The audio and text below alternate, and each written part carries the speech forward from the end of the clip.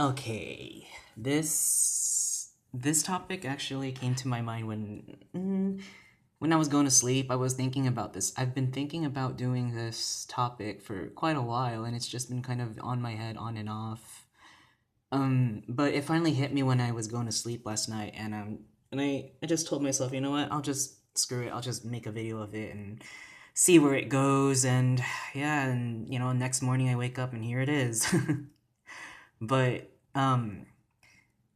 this is this is one of those few and rare affixes that don't really get used much. Okay, um, the infix, and if you're a Cebuano speaker, you probably understand how this infix works. And um, don't get this confused with some other infixes, but this infix is not really used often. It's an interesting infix, but if you know how to tame this infix and you know how to use it, you're gonna sound like a pro in Cebuano, and I'm gonna be your best friend. So, how do we use this infix?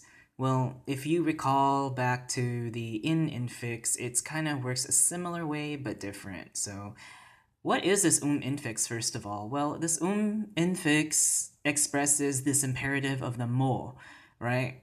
And it also expresses the verb action with about to happen or will happen, okay? So keep those in mind. The about to happen, especially that one, okay? A verb action that is about to happen or will happen, right?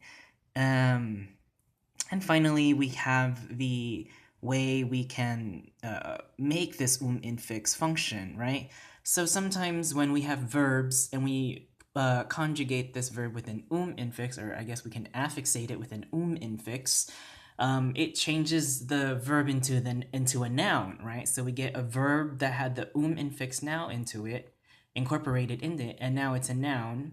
And what does it mean? It just means the doer of the action, right? The doer or doers of the action, whatever that action verb was.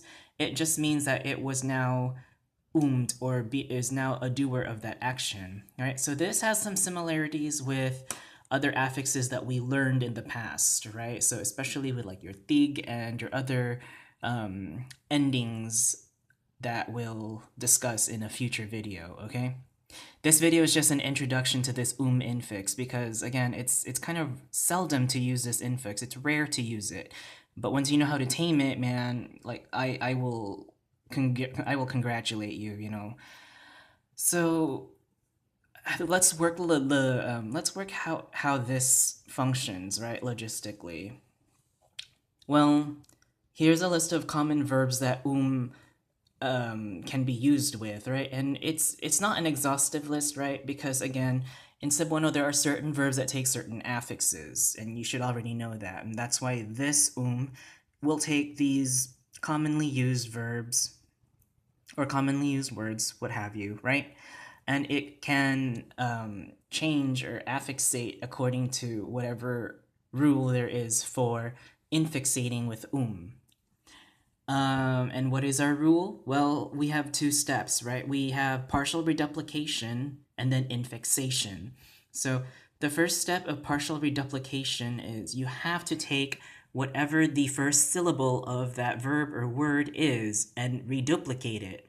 We learned about this in a beginning series, so you should already know how to do that. And after you reduplicate the first syllable of the word, you then infix the infix, so you're going to have to split the consonant and the vowel. Remember, as in the in infix, you have to split that consonant and vowel in order to infixate this infix, okay? And we already discussed the rules of splitting the consonant and the vowel. And again, it just keeps that consonant vowel harmony, okay? So our first verb is dayon, right? Dayon. How do we incorporate this infix into dayon? Well, dayon, we first step is to partially reduplicate the first syllable, and it has to be that first syllable, okay? So our first syllable in dayon is da, right? With the letra da and the letra a. All right, remember, we don't say letter D, letter A in Cebuano. It's letra da, letra a. All right, so then we did that. Da, right? Da, dayon. We get da, dayon, right? Da, dayon. And after we partially reduplicate the first syllable, we then, step number 2 is infixation.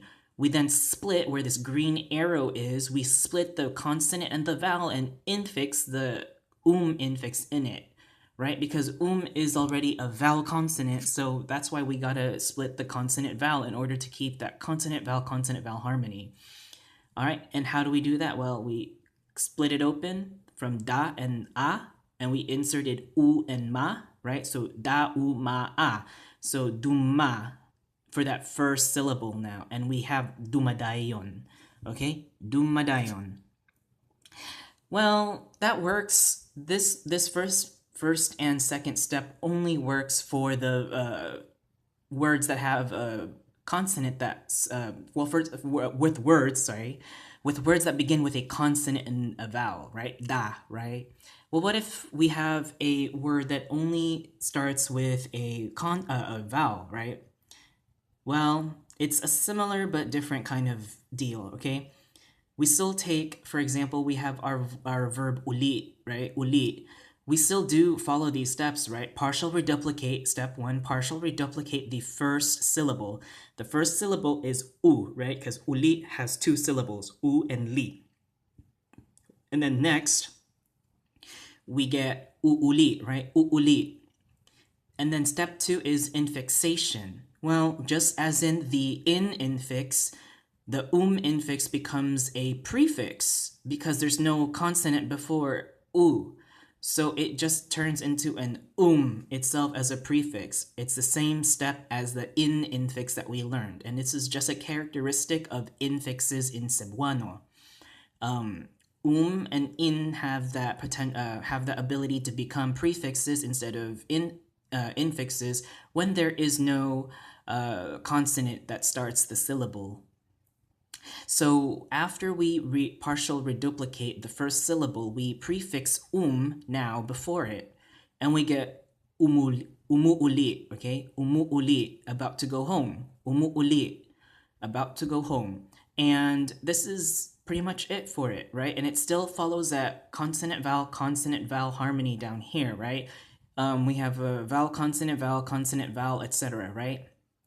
The only thing that I guess you can think of this is, since there's no consonant that begins in uli, you can think of it as a ghost consonant before the u, or just simply prefix to make it easier, if whatever helps you, okay? But again, this is just the introduction to this infix, because again, is a rare infix, and it's not really used much in Cebuano, but it does exist. Even though it's rare, it's still a part of the language, and it does exist.